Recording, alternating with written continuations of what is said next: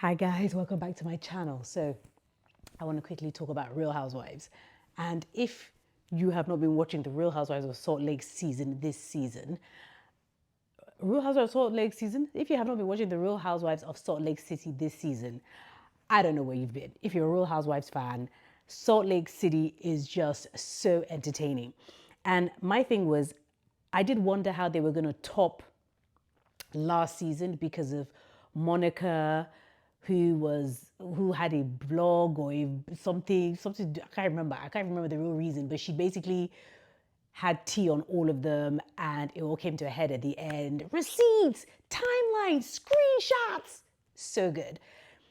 And a lot of people, I feel like it was half and half. Some people were upset that she wasn't allowed to return to the show because you can't really have that kind of person on the show. And other people were like, she brought a different element to it and it was really, really entertaining. Anyway, I was wondering how they were going to top last season.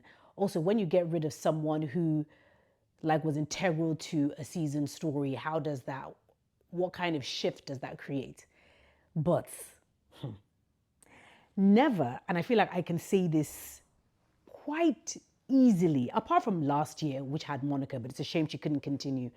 Never in the season of Housewives, or never in the entirety of Bravo Housewives, have we had a housewife with such impact. And I'm going to say this as Bronwyn. She's fantastic. She's fantastic. Bronwyn comes across like an OG, okay? Like an OG. She is gathering the girls. She is gathering them with no effort. Like Heather in season 1 and season 2, I would say was like one of my favorites. And I don't know, I don't understand what Heather is doing. Like, I just don't get it. It's like, there seems to be this thing about if you're new, the OGs feel threatened. And I'm like, it's weird because Bronwyn seems to want to be friends and she wants to get along with people, but she's not taking any crap. And I love that for her. She is that thing about when she invited Heather into her home and was like, okay, let's clear this up. And then it kind of went left because Heather was like, oh, am I supposed to beg for my supper? And she was like, no, I'm bringing you here to apologize, but I feel like I'm owed an apology. And Heather was like, no. And then anyway, at breakfast at Mary's, Heather starts sounding off saying, yeah, well, thank you for including everyone in the group, Mary, unlike some people. And it's like, she actually invited you to include you, but you kind of didn't really want to know. I mean, she's supposed to beg you to come on the trip. Anyway, Heather at the breakfast at Mary's was going on and on about this and was talking about how her husband was an a-hole. So already that's rude. You're not even at the trip and you've gotten information from Lisa, right, who can't hold water. You've got information from Lisa. And funny thing is, I actually like Lisa this season. I don't know why, but the last couple of episodes have made me kind of like take a step back. Like, Lisa, I don't know what you're doing. Like, I like Lisa for the delusion. I love Lisa as a housewife.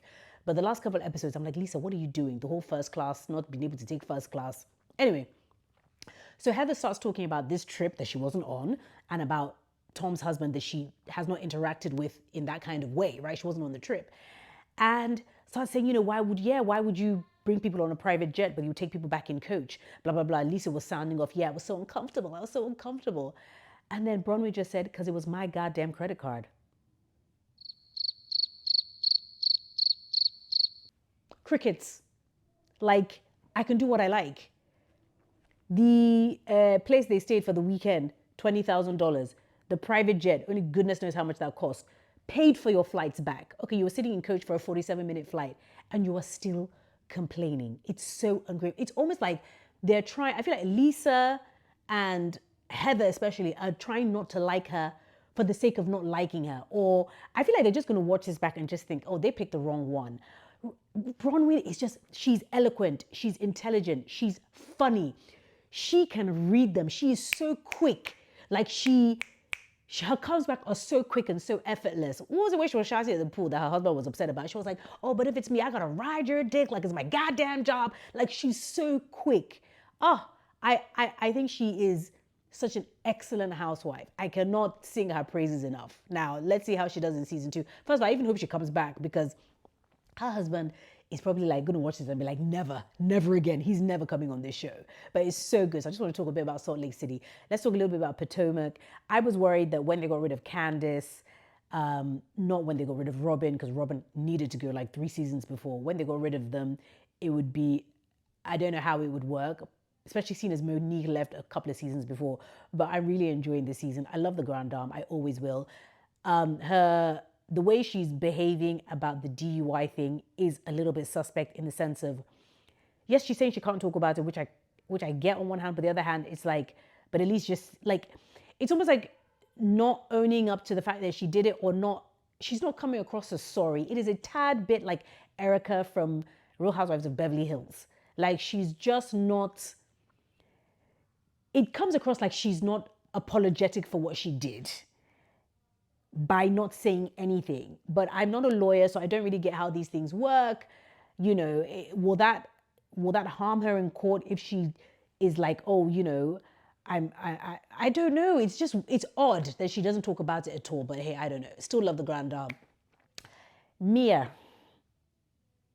It's not that I think Mia should go, but I think there is something about a human being that will do whatever it takes, either for a storyline or to be relevant. And that is frightening to me because I have children and there's certain things that she's saying just out in the open about she doesn't know who her child's father is and all of that, that is just making me think, and that boy is not that young. Like, people's parents talk, his classmates' parents will be talking about this, and then he will hear it. And I feel like that could lead to bullying and all sorts. So I'm just kind of, and then the thing with her guy, the guy that is like half her size, like the whole thing is just, it's just a mess. But Potomac is bringing it. Salt Lake is bringing it. I just watched the first episode of Beverly Hills. Dorit is on one. We love to see it because she's been asleep since season 8. If you are not into Housewives, I don't know what to say. I've been watching Housewives for over a decade. Love, love, love, love. I feel like I just love watching human behavior and how people interact. Last thing, Real Housewives of New York City. I have been praying. Like, I only watched the first 3 or 4 seasons of the OGs. I didn't watch when Dorinda came and all them lot. I actually really loved Jill Zarin.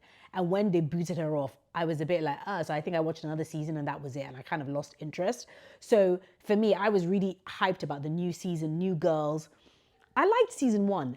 Season 2, I am really trying to find something to like. And I think the issue is, I saw Bethany said something on her, I think it was her TikTok, and she's right. They're too aware. They are too aware of what is happening. Like, she mentioned that they were all like train wrecks, which helped them.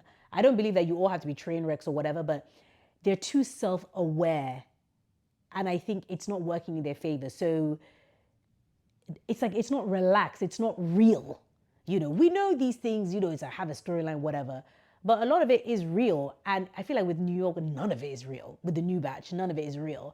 And I feel sad that they might not get another season.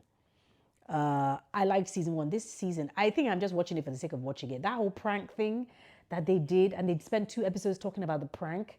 I was like, what does, like, why? Why?